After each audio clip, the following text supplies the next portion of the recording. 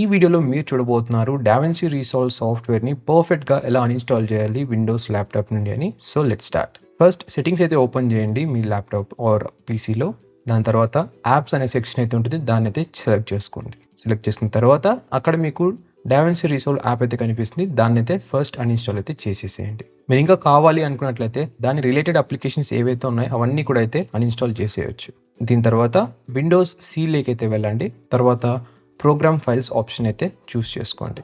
దాంట్లో మీకు బోల్డ్ అని ఫోల్డర్స్ అయితే కనిపిస్తాయి. అక్కడ మీరు సెలెక్ట్ చేసుకోవాల్సింది బ్లాక్ మ్యాజిక్ డిజైన్. ఆ కంప్లీట్ ఫోల్డర్ని అయితే డిలీట్ చేసి పడేయండి. ఇప్పుడు వచ్చేసి బ్యాక్ వచ్చేసేయండి. అక్కడ మీకు యూజర్స్ అని అయితే కనిపిస్తుంది.